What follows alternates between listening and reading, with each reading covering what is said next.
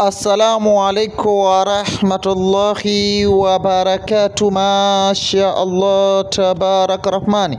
Ndugu zangu wapenda kheri popote mlipo ndani ya Tanzania na nje ya Tanzania, tupo Muhoro.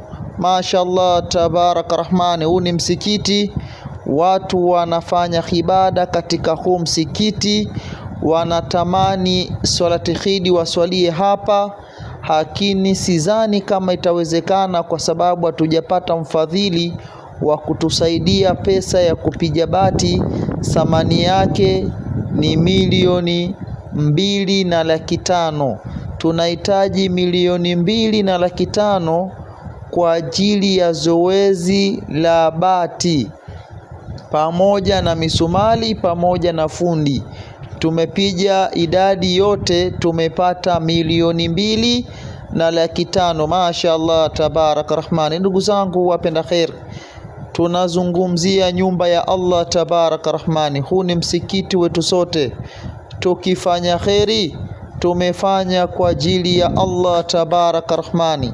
Tupo katika mwezi mtukufu wa Ramadhani na tupo katika hatua za mwisho.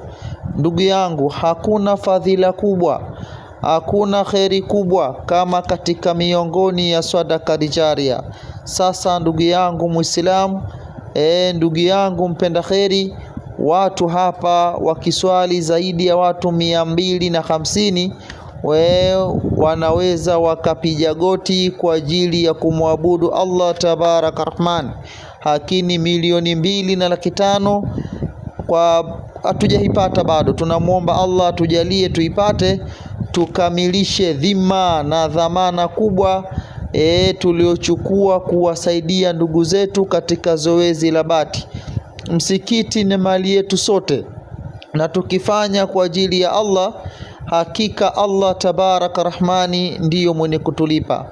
Hatujui kama tutaipata Ramadhani hii tena hali ya kuwa tukiwa hai, kwa sababu kila kiumbe na kila binadamu lazima auonje mauti.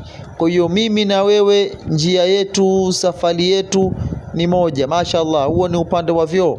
Ndugu zangu wapenda kheri, ndugu zangu Waislamu mnaonisikiliza, ikiwa popote mlipo, tunawaomba kwa hisani yenu biiznillah karim tupate 2,250,000 kama Allah akijalia, iwe dhamana, iwe dhima ya kupiga bati hapa kwa uwezo wake Allah, na sisi Mwenyezi Mungu hatatulipa. Hatuna mengi ndugu zangu Waislamu, huu ni msikiti.